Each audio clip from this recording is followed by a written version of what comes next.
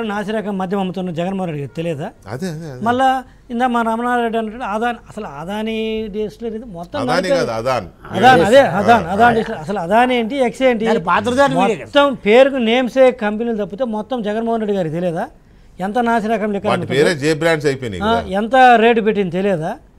ఆ policy design చేసిందే Delhi liquor కేసుని ఎలా డిజైన్ చేశారో ఢిల్లీ ఇవాళ ఢిల్లీ స్కామ్ అని ఏదైతే మనం మాట్లాడుకుంటున్నామో దానికంటే 1000 రెట్లు పెద్ద స్కామ్. నాకు ఢిల్లీ లిక్కర్ స్కామ్ మీద పూర్తి అవగాహన ఉంది. నేను ఫస్ట్ నుంచి 2022 ఆగస్టు నుంచి అది స్టడీ చేస్తున్నాను. అది ఓన్లీ ఎక్సైజ్ పాలసీని చిన్న చేంజ్ చేస్తేనే ఇంత కేసు 12% ఇన్కమ్ యాడ్ చేస్తున్నారు, తగ్గించారు. ఎక్సైజ్ ట్యాక్స్ని తగ్గించి మార్జిన్ పెంచారు. అదే ఇది మొత్తం మందు తయారు దగ్గర నుంచి నాసిరకం మందు, మర్డర్లు, ఢిల్లీలో మర్డర్లు లేవు, హత్యలు లేవు, ఉన్న లిక్కర్కే ట్యాక్స్ తగ్గించి లాభం పెట్టుకున్నారు మధ్యవర్తిని ఒకరిని పెట్టి. కానీ ఇక్కడ అలా కాదు, కంపెనీలు పెట్టింది వీళ్ళే, ఉద్దేశపూర్వకంగా నాసిరకం మద్యం తయారు చేస్తుంది వీళ్ళే.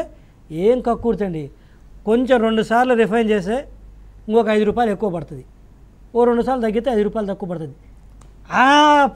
ఆ పనికి మాలిన మందులో కూడా ఇంత నీచానికి రేట్లు పెంచుకున్నారు. ఏది డిస్కరేజ్ చేయాలన్న ఒక సాగు చూపించి విపరీతంగా రేట్లు పెంచి 20 రూపాయలు అవుతుంది అనుకోండి ఒక క్వార్టర్ బాటిల్, ఇంకొక రిఫైన్ చేస్తే ఇంకొక 5 రూపాయలు పెరుగుతాయి, 25 రూపాయలు. దాన్ని నువ్వు 200 రూపాయలకు అమ్ముతున్నావు. అరే ఎంత నీచానికి దిగజారుతారు, ఎంత డబ్బులు తింటారయా? ఇందాక రమణారెడ్డి అని చెప్పాడు ఫ్రిడ్జ్లో పెట్టుకొని తింటారు అని, మిగులితే. అది నాకు తెలుసు 100% కరెక్ట్. ఎంగిల్ చెత్త కాకులు దోలని రకాలు.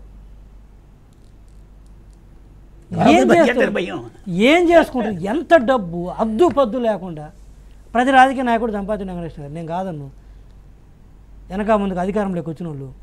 కానీ అద్దు పద్దు అనేది ఉంటుంది, మానవీయత కూడా ఉండాలి, మానవీయత శ్యాములు చేస్తుంటారు. నేను ఎవ్వడికి ఈ సందర్భంగా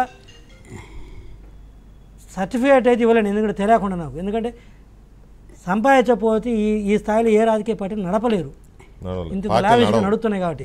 అది ఓపెన్ సీక్రెట్. కాకపోతే ఒకడి ఆరోగ్యాన్ని పనంగా పెట్టో, ఒకడి కుటుంబాన్ని రోడ్డున పనంగా పెట్టో, ఒకటి సావును పనంగా పెట్టి చేయకూడదు అనేది నా ఉద్దేశం. అదే ఏదో అంటారు కదా, ఏదో గుడ్డిలో మెల్ల అంటాం కదా, అట్లా అంటా నేను అనేది.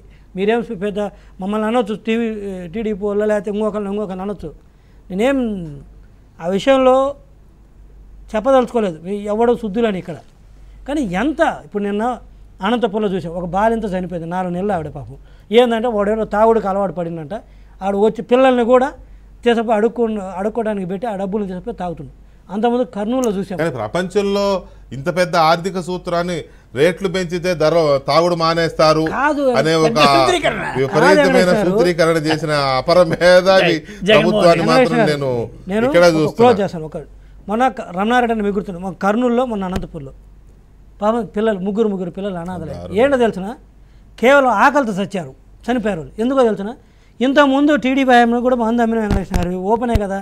అప్పుడు ఎంత ఉండేది బాటిల్, ఒక 500, వాడికి ఉపాధి ఉండేది. ఇప్పుడు 500 రూపాయలు సంపాదిస్తే 200 రూపాయలు మందు తాగి 300 రూపాయలు ఇంట్లో ఇచ్చేవాడు.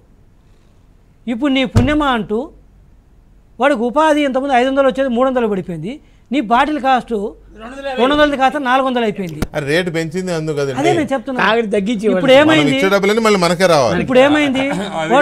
300 రూపాయలు సంపాదిస్తే, ఒక్క నిమిషం అన్న, 300 రూపాయలు సంపాదిస్తే